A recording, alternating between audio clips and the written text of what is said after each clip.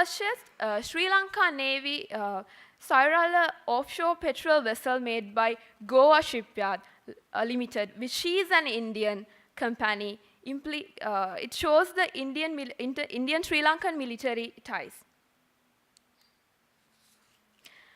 It is only natural for India to be worried when China is strengthening her ties with Sri Lanka.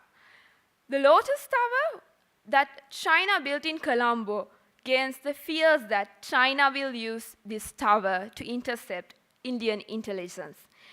India further predict this would increase China's options to spy on Indian military and Indian Ocean communication and to carry out electronic warfare. In geopolitical terms, Sri Lanka falls within the politics of China. Sri Lanka is a neutral venue for both rivalries, China and India. It should be noted that Sri Lanka being a neutral venue is an advantage for both these countries.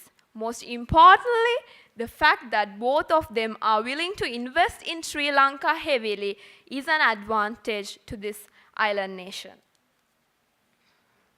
In conclusion, I would like to emphasize, due to Sri Lanka's position in the Silk Route, it provides ample of opportunities to Sri Lanka. As Dr. Columbage mentioned in the previous session, there is a maritime Cold War in the Indian Ocean. Sri Lanka's mighty neighbor is currently not resourceful to provide massive investments like China is currently doing. Therefore, risk-measured agreements with China would be good for Sri Lanka. Since the year 2015, President Narendra Modi has visited Sri Lanka 2 times, and it reflects that India is interested to keep close ties with Colombo. What Sri Lanka should understand as a small country is that India is on a clean path to become a global power.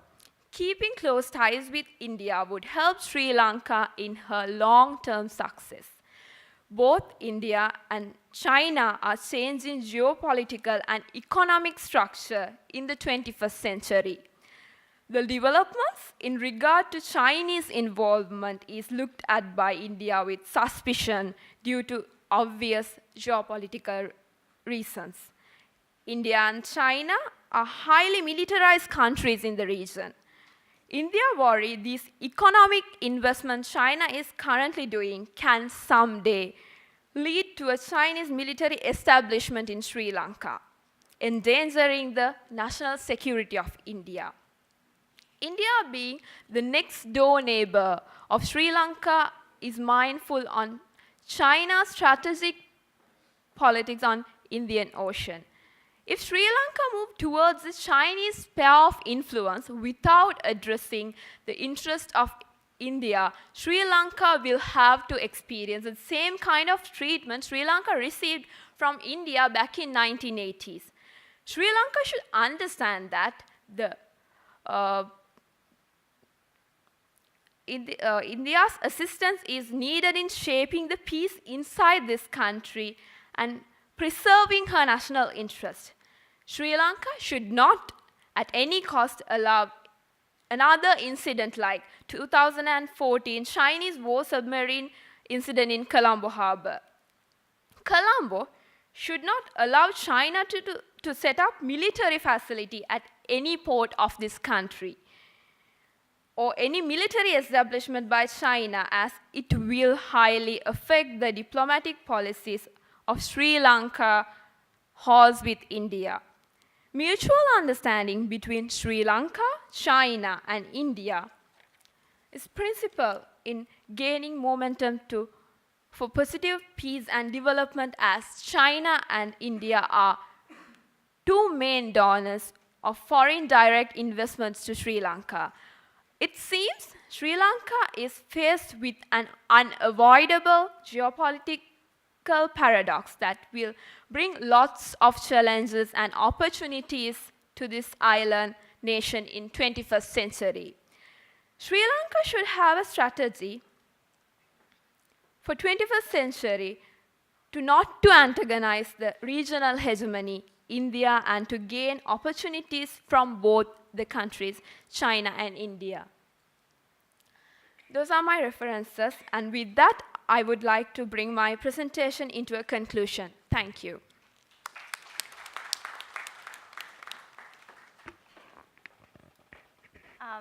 Thank you for that presentation. I think it's an excellent analysis of how the previous experiences and strategic relations between Sri Lanka and the two countries, how you could use that to basically move forward. I suppose in the last bit of the recommendations, there are some interesting points there about whether or not you move forward with military cooperation or stick with economic cooperation. So I think we've had 5 really good, very excellent discussions. So the first presentation was on protection of our national borders. The second is on the Indus-Sri Lanka fishery dispute.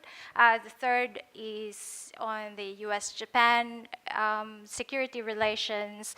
Ms. Diaz's presentation on air pollution, and of course the last presentation on again strategic relations, but Sri Lanka with respect to India and China.